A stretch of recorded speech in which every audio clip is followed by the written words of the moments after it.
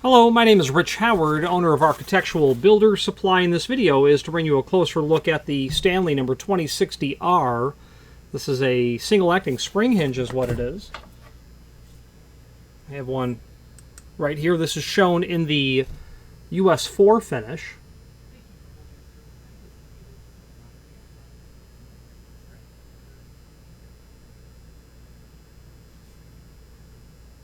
Letting you take a look at what US 4 looks like as the light is reflected differently. It is definitely it's a good US 4. Sometimes you'll see US 4 that bleeds into bronze a little bit, a little too red. Maybe a touch red.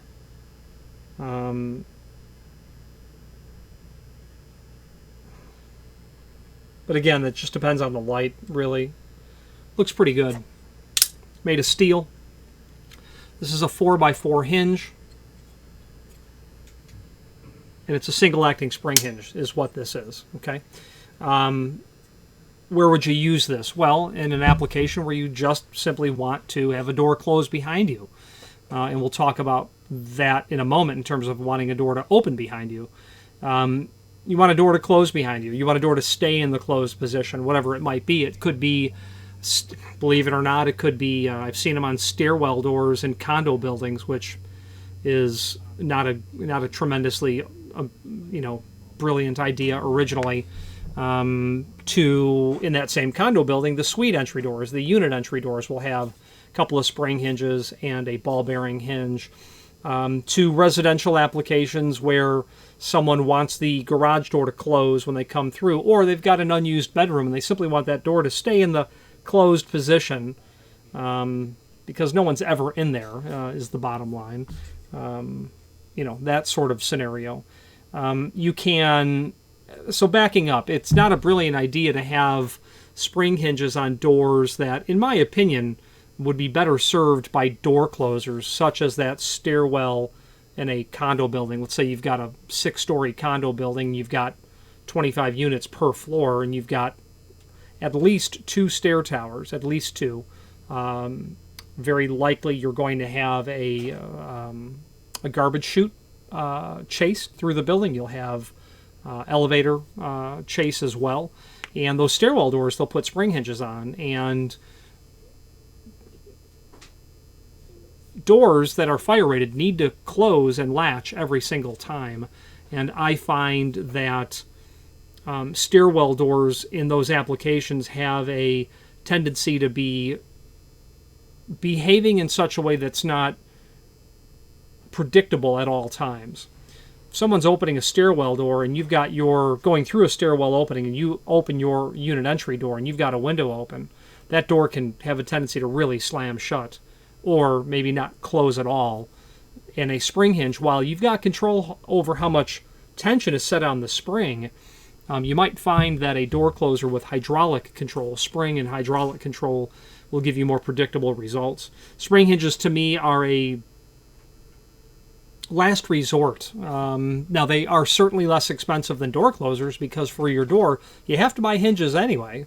So why not just do 2 for 1, get the closer in the hinge?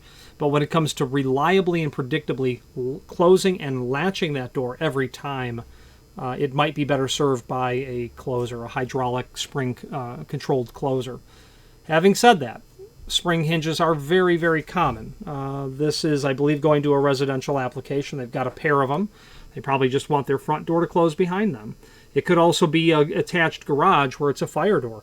It needs to be a hinge that is, when it's a spring hinge, it needs to be a hinge that is a labeled hinge, meaning that there is actually a stamp on the hinge, and you can see it there, and there's also an image down below, which we'll take a closer look at in a moment. There's a couple of stamps there, but we'll take a look at it. NFPA 80, which is the standard when it comes to fire safety, states that when you're using spring hinges, it must be a labeled hinge, meaning there are spring hinges that exist in the world that do not bear the mark of the testing laboratory that has indeed tested the product and found that it's compliant with the requirements of a fire test. So be mindful of that. And you also have to have at least 2 on a door, a maximum size of 7 foot, and some other requirements. Actually, if I don't forget, I'll navigate you to where you can find NFPA 80. Now, this is a 4x4 hinge. This is available in other sizes from Stanley, and those other sizes are 3.5 3.5, 4x4, 4.5x4, and 4.5x4.5. That's what you'll get this spring hinge in. Okay. The height is the first dimension. It's important to know when you're dealing with non-square hinges like a rectangular hinge, such as the 4.5x4. It's important to know that the height is the first dimension, so that when you're prepping the door, you know what you're prepping. The width would be the 4-inch. You'd probably want a 4.5x4 in many instances when you have an application where the vertical axis of pivoting comes out far enough so that when you swing that door out 180 degrees, you can clear any trim that's installed here. You don't need an excessively greater dimension from the center of the door to the vertical axis of pivoting. Go with the 4-inch wide when you would otherwise go with the 4.5-inch wide, if there's no reason to have a 4.5-inch wide hinge, is what I'm driving at. Now, what else is included? Well, the Allen wrench that you're going to use to set the tension. I'll demonstrate that shortly. You're also going to get... Stanley does a pretty good job at including cardboard shims in all of their hinge packages. They also use it to separate the hinges when the material is shipped. If you have a fire-rated door, you can shim the door. It's okay. You just can't use cardboard. You have to use a steel shim. You're going to get screws, all wood and all machine screws. You're going to get one strange stray screw on its own, this flathead machine screw. That's to go into the top of the hinge when you're done adjusting the tension. You'll put that screw in there just to clean off the installation. Okay. Now, the thickness of the leaf, and also there will be installation instructions on how to set the tension, and then a usage guide, which we'll go over in a moment as well. The leaf thickness on this, it appears to be a little thin. And this is definitely a residential hinge. It's 0.093. 0.093 is the leaf thickness on this 2060R when it's a 4x4 hinge. Let's dive into some other features, supporting documentation as well.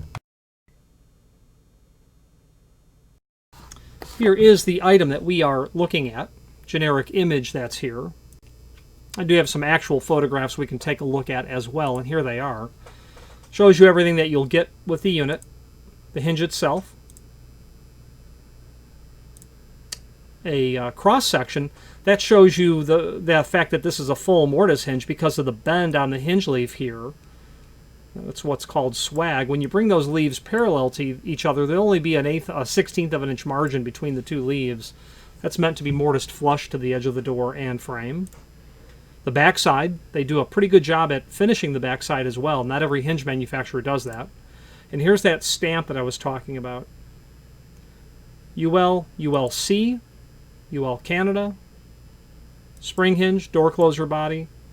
That number that's on there, it looks like it's a 232R, but I want to tell you for sure. Yeah, I would say that it's 232R. I'm looking at the stamp on the back of the hinge. It appears to be 232R. The UL, capital letter F. In the history of stamping the letter F, you have lowercase and uppercase. Lowercase meant neutral pressure, and uppercase means positive pressure. That's a nuance that I would not get concerned about if you're a residential client. Suffice it to say that this has been tested and found approved for use on your fire door. Stanley logo. I like that because it's petite. They don't use up a lot of their hinge size with a corporate logo. I don't like corporate advertising on my hardware. That shows you the screws, the cap screw, and then the Allen wrench that's there. Now, let's dive into that NFPA 80 document that I talked about. So from our site, find the word manufacturers and then look for ABS. And then I should have NFPA 80 here. Yeah, I sure do. NFPA 80. This is a document that is,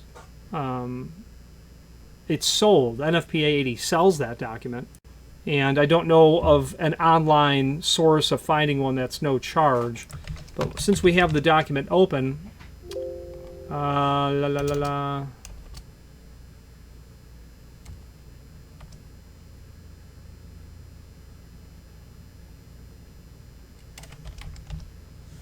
Okay, not coming up with spring hinge for some reason. Let's take a look.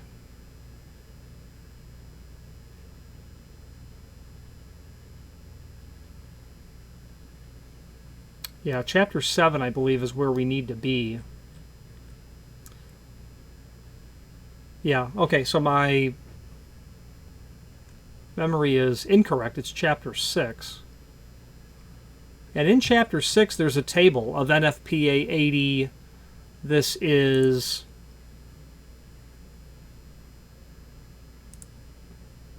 page 22. This is the 2013 edition.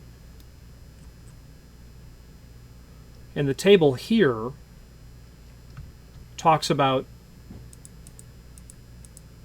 everything as it pertains to hinges, spring hinges, and pivots. Okay? So for 1 3/4 thick doors or thicker, it talks about what hinges that you can actually have on the door. Well, we're talking about a spring type, self-closing spring type. So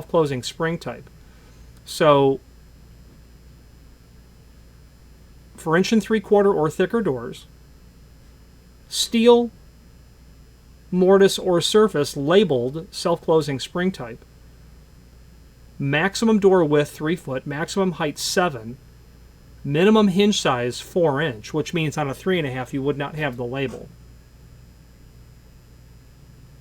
For 1 3/8 doors, if you had a fire rated 1 3/8 door, they do exist.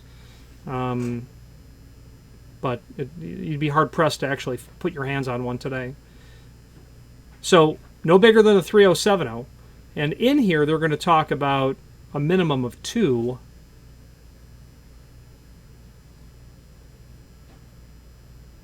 All hinges or pivots except spring hinges shall be of the ball bearing type. So if you're not using all spring hinges, the other hinge will have to be a ball bearing hinge.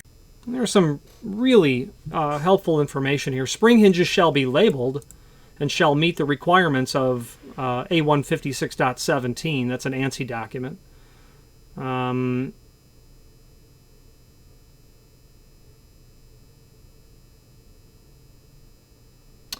Very interesting again. Fire doors with hinges of lighter weight, meaning that they're not 180 thousandths of an inch thick, they must meet the test requirements of A156.1 and have been tested to a minimum of 350,000 cycles.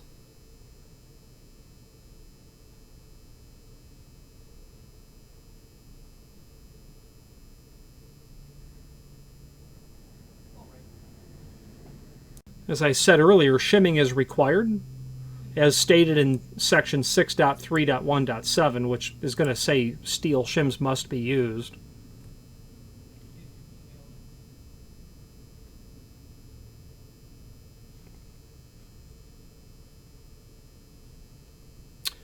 And then hinges, let's see.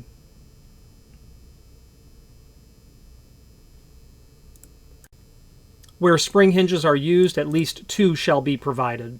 There you go. Really handy document. That's to be sure. A bit of a digression, but back to the matter at hand.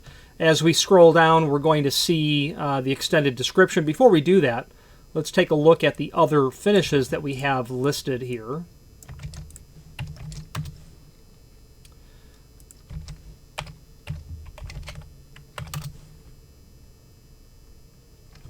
Okay, they can do a satin bronze, which is US 10. They can do a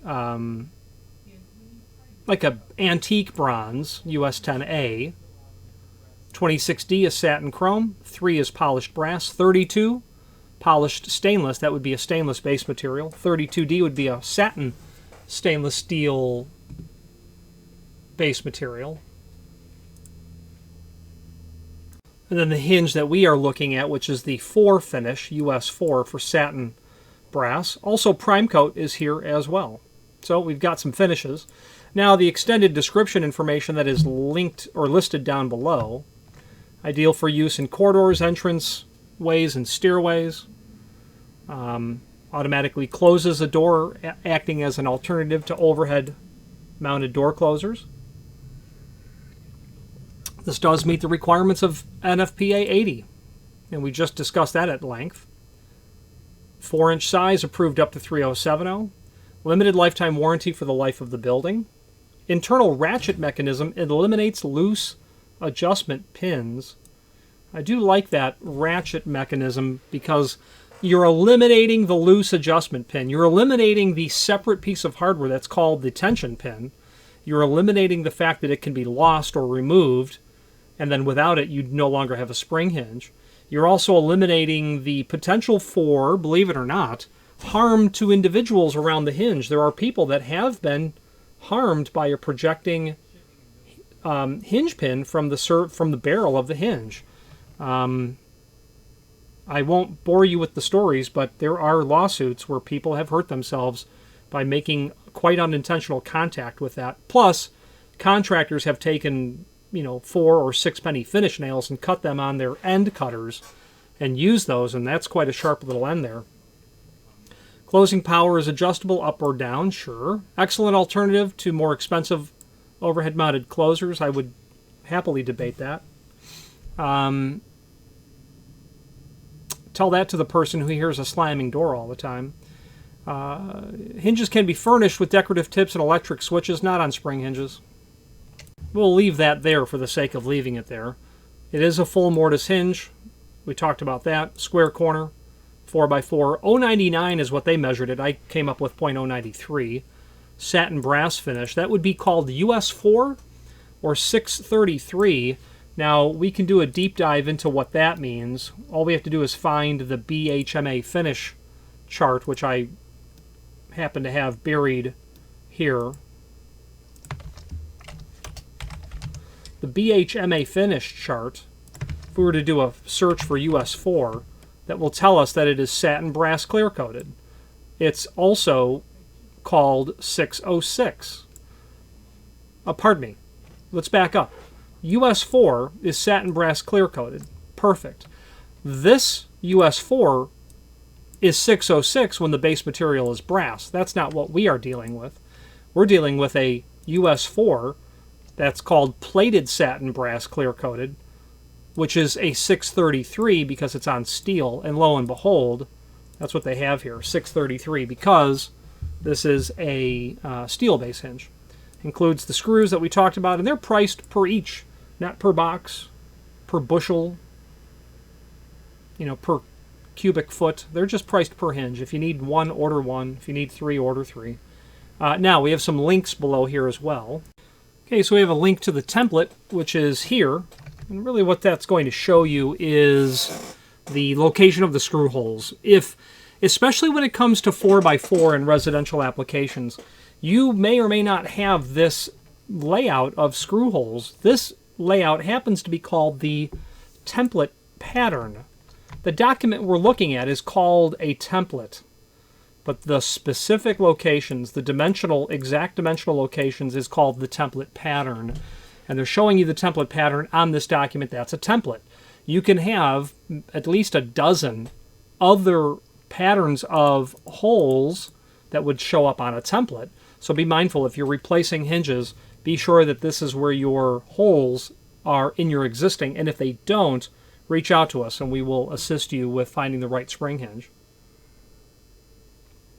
As Stanley does make spring hinges for other manufacturers' hole locations. Okay.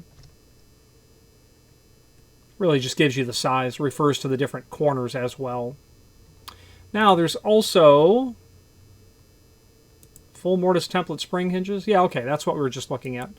All right, now let's take a look at the instructions. This is in the box, and I'm going to demonstrate this on camera in a moment. basically hang your door with no tension, and then you will turn it clockwise when that is pointed towards the top of the door, meaning the area that you insert the tension wrench into. Doesn't matter if it's left hand or right hand. Just turn it clockwise to increase tension. To decrease the tension, as I was doing earlier, you'll insert that rod and you'll push it down, and then you'll be able to go in a counterclockwise direction. Important, do not exceed 6 ratchet clicks. Then finally, install that, what they call a safety screw, into the top. There's also the usage and selection guide. That's the other side of the installation instructions that are in the box. And does talk about the weight of the door and the size. So let's just say up to 115-pound doors, 3.0 by 7'6". Now this does not apply to fire-rated doors, as you can see. You know, your maximum height is 7 foot, so this is going to be on non-rated doors. But nonetheless, it's a guide that you would still follow, in my opinion. If you've got a 3070 door, 115 pounds, you're going to use at least two spring hinges and one anti-friction bearing hinge of the same size. What that means is the hinge has to be the same leaf thickness and weight. The leaf thickness has to be the same, or very, very close. Has to be the same width as well. You can't mix and match hinges that don't belong on the same door together, regardless of it being a spring hinge or not. So this chart is handy, but again, doesn't apply to fire doors. If you don't have a fire-rated door, this is what you're going to be working with. Okay, really important, where drafts or wind conditions exist, or carpets, door bottoms, bowed, twisted doors, frames, pivot point misalignment, or improper latch adjustment, all of those conditions will affect the free swinging and latching of a door, and additional spring hinges may be required, or spring hinges just can't get the job done, and you have to fix those mechanical problems before you install your spring hinges. A door closer, in my opinion, is a little more tolerant of that, where spring hinges just really rely on inertia of the door moving in the closed direction. After that, that wraps us up with those links, but there is actually one more. There is a link to the product catalog, which is here, and it's an overview of all things spring hinge related from Stanley. And by this time, we've covered most of that information, specifically installation instructions, the different sizes and finishes. What we've not talked about are yet the different configurations or derivatives. First of all, you can have square corner, you can have radius corner that's 1/4 inch, you can have radius corner that's 5/8. Okay. So you don't have to stick with square corner hinges, you can have radius. Also you can have, and I don't know that it's actually mentioned here, but you can do a reverse spring hinge as well. I said earlier that we'll talk about an instance where you want the door to stay opened. That's very typical. You can have a common area in a condo building, in a commercial condo building, a common area, where there is a common hallway bathroom, and you'll install a spring hinge on that door so the door is in the open position to indicate at a distance, visually at a distance, that the room is unoccupied. And that works if you've got a hallway that's literally 70 feet in length. You don't want to walk 140 feet to find out that, you know, someone's in the bathroom. So that would be an application. Also, people just want doors to be open. They might want their pet to come in back and forth through a room unless that door is closed. Whatever the reason you want the door to stay in the open position, it can be done. I also find that people will take these hinges and surface mount them and then try to set this spring in the opposite direction so that it closes the gate. So let's take a look at that. So they will surface mount them because they have a gate application. This is just a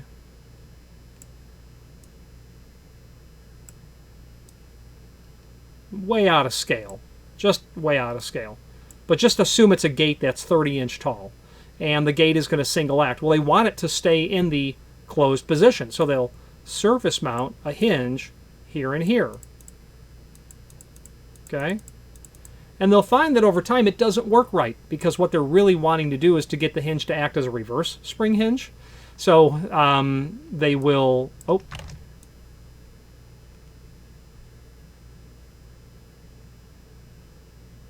mount it like that. They're going to open it, but then they want it to close and stay in the closed position.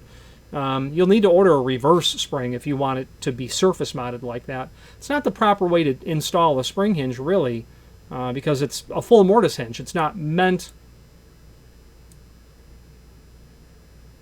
to be installed in a surface application because that hinge, the margin between the leaves is very small.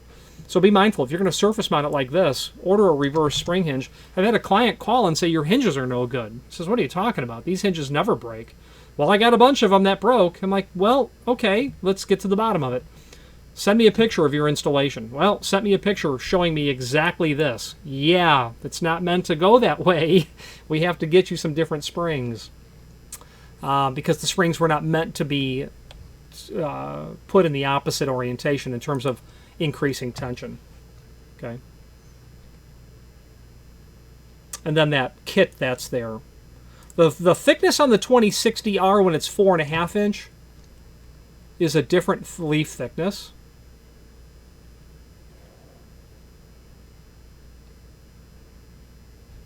Which is right here. When it's 4.5 inch tall, it's 134 thousandths. When it is 4 inch tall, it's 99 thousandths. So when it's 3.5 inch tall, it's 99 thousandths. So lots of data packed into these pages, but I would definitely recommend that you review it. Now, if you're mixing and matching, the spring hinge never goes at the top of the door, unless you're using all spring hinges, but it will never go there. Spring hinges will always go in the middle and or bottom first. That's because the top hinge does 70% of the work of just carrying the load of the door itself. It's not going to be super effective when it is a spring hinge as well. So keep your ball bearing hinges at the top and your spring hinges in the middle and bottom locations. Okay.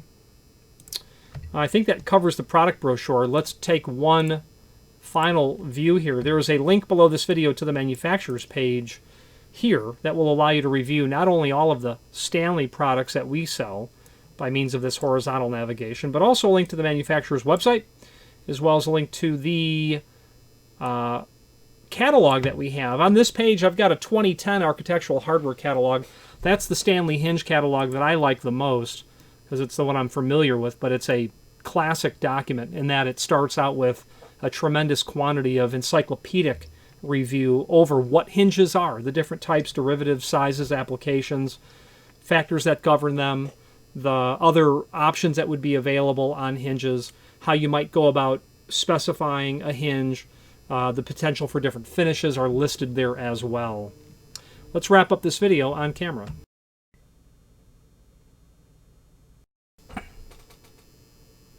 Okay, before we wrap this up, let's talk about how we're going to go about setting that tension. If I just close that, you're not doing any harm to it. Just get the door installed in this sort of fashion. Okay, hang the door, physically hang the door. Then at this point, you'll insert your tension rod or your Allen wrench into that area in the top. The bottom doesn't have one. Now you can install it upside down, but then you've got to go counterclockwise to increase tension and counterclockwise to decrease tension. So I'm going to turn that clockwise, and be mindful. There's a spring in here. Don't let any of your skin get caught inside of here. Now it's in the closed position. Ratch, ratch, ratch. That's 3, maybe 4, 5, and 6. Okay. Now when you want to decrease that tension, you'll put your wrench in there, and it will seat.